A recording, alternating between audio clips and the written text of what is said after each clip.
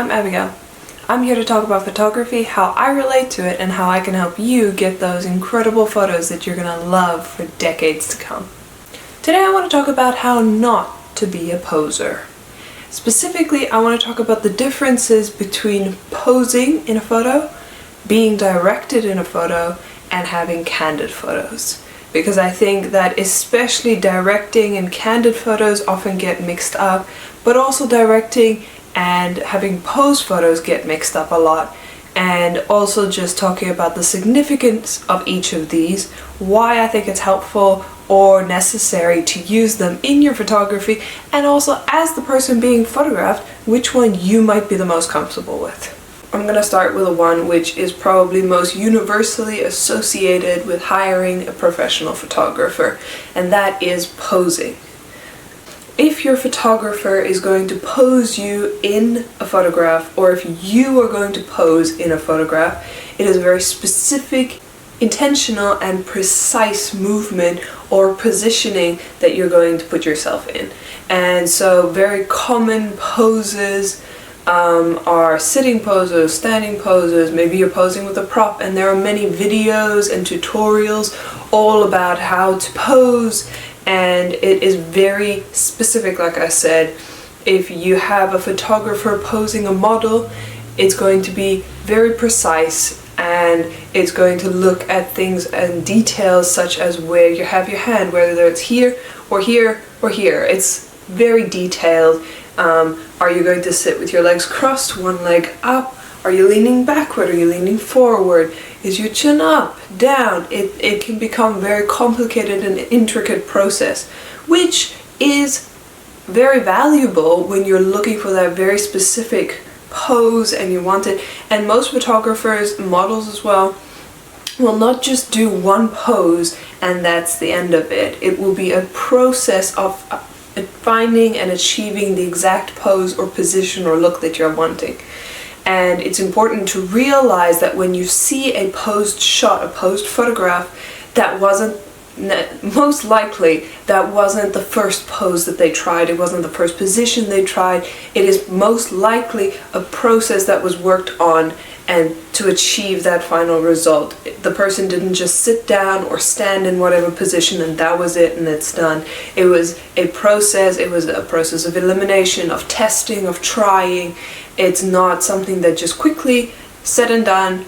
Pose photography takes a lot of patience, takes a lot of intentionality, and it can look incredible, can be great, but you need to trust the process and not expect that first photo to be the result that you were looking for, and definitely don't give up on that first photo. Whether you're doing this alone, whether you're doing it with a photographer, it doesn't really matter, but trust the process and allow for that creativity to build up to the point at which you have the photo, you have that specific look that you were looking for. Now, second is directing. This is very much based in prompts and movements rather than one set position. And to be honest, there's an element of directing which does come into posed photography, but having posed photography versus directing whoever you're photographing, I do think there's very distinct differences between these two. Directing in a photograph is becoming more and more common and more popular, especially as the cinematic photography trend is becoming more and more popular, because a lot of cinematic photos, you might not know this, is directed. And I think that's also a very good and very easy way to explain how you direct in a photograph, because it is very similar in most cases to how you would direct in a video. So think about a director on the set of a movie who is giving prompts or who is giving specific instructions to the actors in how they need to move, how they should position themselves, how they want to go through certain actions. And then you can also do a retake and try it again and do a little adjustment to it, but it doesn't tell the actors or it doesn't tell the person being photographed exactly where to stand, how to stand. Like it's more about the flow of things and less about the specific curating of the exact position that the person would be standing in. So if you think about directing, there is an added freedom, there is an added motion, movement. A lot of photographs that have been directed are photographs that have a lot of movement in them. And they might not always look like they have a lot of movement in them, but part of what I think makes directing so great and why it can be really good in having people be more comfortable in front of a camera is because there is oftentimes a photographer will take that opportunity to make the people in the photograph move rather than standing in whatever stationary position or sitting in a stationary position. And when you are moving, your mind isn't so much on the camera, isn't so much on the photographer. Your mind is more on the action that you're taking, that immediate next step, and it makes you more relaxed and it makes you more comfortable with what you're doing and the process of taking the photos. So specific points in directing, if you are not sure what this is going to be like as an experience with working with a photographer, you know that they do a lot of directing but you don't know what that means, or if you want to try this out yourself, one of the biggest things and most helpful things to do when directing someone in a photograph is to have specific prompts. And I think this gets talked about especially when it comes to couples, because it's easy to think of like prompts for couples, but it is something that applies to anyone in a photo shoot.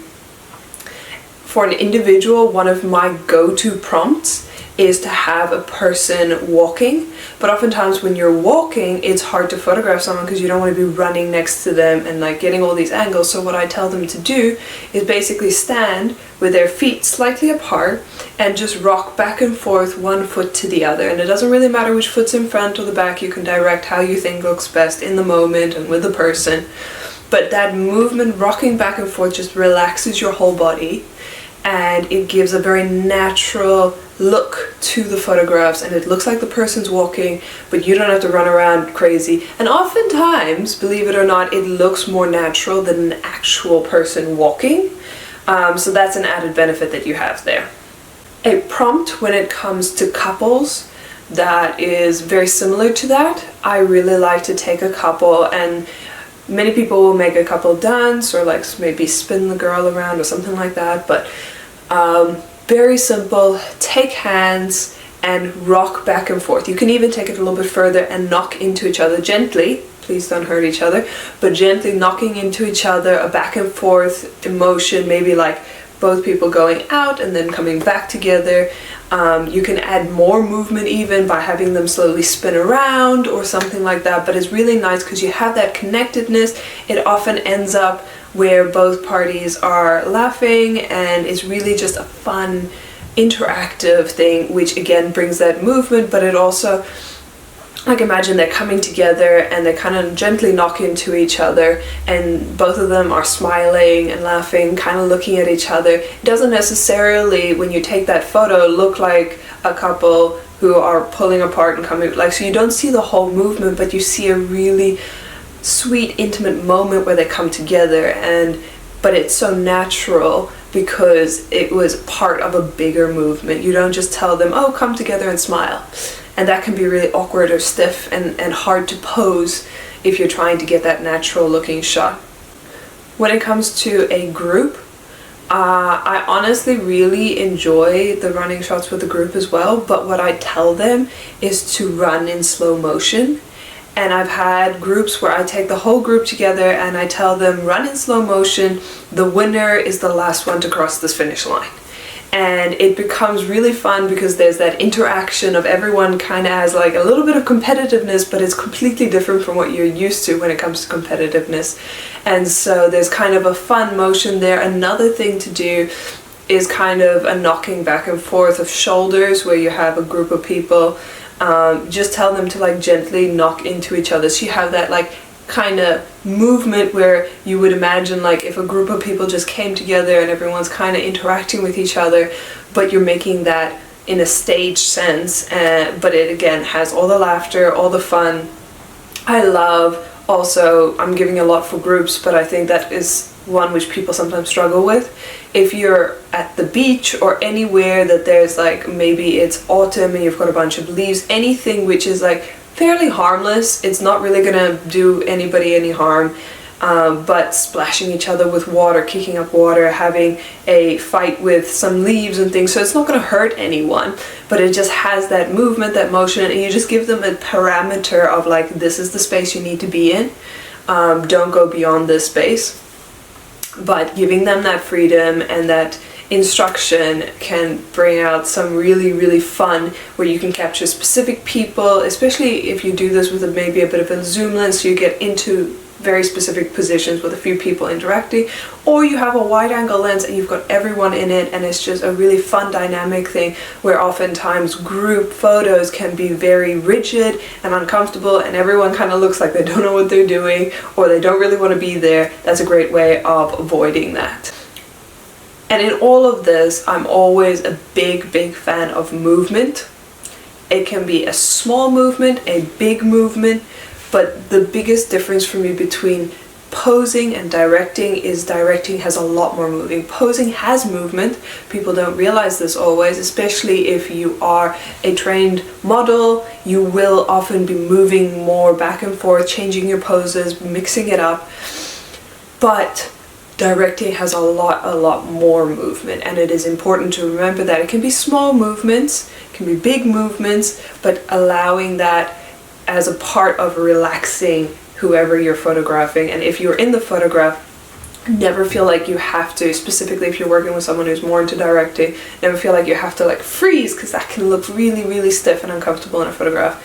But allowing more movement and just like shifting and like back and forth, and you know, rather than having a very rigid stuck in one position, because the camera is going to freeze that motion for you anyway. You don't have to be one to freeze that motion. And with directing, one of the really fun things, a big trend that's coming out, and I've talked about this at some point as well in trends and things that are popular with photography, but motion blur can then come in very strongly when you've got so much movement.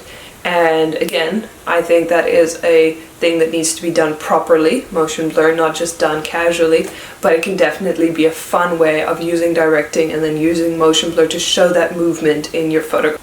In summary, directing really just is giving actions, giving instructions, and allowing freedom of interpretation, freedom of movement in the middle of that, in the midst of that. Candid photography has become very popular, especially as we have so many digital devices nowadays that can take photos, and it's in our pocket and we just pull it out and we take pictures. And I think one of the biggest trends in this is like you see all over social media, people talking about, oh, I wish my boyfriend would take more candid photos of me, or I wish my best friend would take more candid photos of me. And then you also have the trends of like, all the candid photos that I take of my boyfriend, and there's all these beautiful pictures, and it's like, but when my boyfriend takes candid photos of me and there's all these like embarrassing pictures, or vice versa. And so candid photography is becoming very popular, but many people misunderstand exactly what candid photography is. Strictly speaking, in order for something to be 100% a candid photograph, the person being photographed needs to be entirely unaware that they are being photographed. If that is the case, then it is a candid photograph. It is a very simple definition, but many people, instead of having the candid photographs, are doing a sort of posed candid photograph. And what I would call those is directing. I would say that that is not a full-on candid photo. That is more of directing your photographs. It's the typical, like you're at a restaurant or you're doing an activity and it's like, okay, I'm going to take a picture and look natural, or just keep doing what you're doing. But the person is fully aware that they're being photographed, and that immediately makes it not a candid photograph. It's still a great idea, it's still really nice, and you can get great photos out of it, but strictly speaking, that is not a candid photograph. Candid photograph, the person cannot know they're being photographed. They can be aware that there's a photographer in the area, let's say it's a wedding or whatever the case may be, but they're not consciously aware that they themselves are in the photograph or that the photograph is being taken at that moment. What is really great about candid photographs, and I mentioned weddings, I think that in particular is an area where candid photography is being highly valued right now. But what's great about candid photography is it captures those raw, intimate moments, completely on stage, completely true to self. Many times people, when they see themselves even in a candid photograph, they will be surprised at what they look like and what the interaction looked like, hopefully in a good way, but it is really capturing that intimate moment which you really only see in real life. You never see in a posed or a directed shot. It is purely candid, purely honest, completely open and true to that moment and that person or people in that photograph. A candid photograph requires zero involvement from the photographer with the subject. It can take a lot of practice and many years of experience to really master the candid shot, because you have to be so in tune with the atmosphere, you have to be so ready and on your mark to really just capture that photo. But then you also, especially if you're shooting in manual, which I think any professional photographer should be shooting in manual, if they have to be able to get that shot in a moment and have their settings right, and have, if you're using a flash or whatever, your equipment needs to be set up and prepared to be able to take that instant shot when it happens and not wait around and miss it. But yeah, no, candid photography can be so incredibly stunning, but it has a completely different feel, and it is just such a different genre of photography, if you will, from any other portrait photography, in my opinion, and truly a lot harder to do than people realize. But yeah, it's not about looking cute in the moment, it's not about looking perfect, it's not about having the right angles, it's really about capturing a moment in time, a true snapshot of this person's life or this event, and just being able to remember that. Like, it is, I think a lot of people overdo like trying to make candid photos so perfect or so cookie cutter clean, and it needs to be more real and more raw. But yes, anyway, that's my opinion. You can do candid photography any way you want, as long as the person being photographed has no idea they're being photographed. It is a candid photo, and that can look many different ways. Let me know which of these is your preferred method of being photographed and your preferred method of photographing people. And also, what if this was new to you, that you realized, oh, that is a way of taking photos that I haven't thought about, or that's an interesting definition that I hadn't heard, that I'd been using this word completely out of context. Till next time, and I hope you guys really enjoyed this video.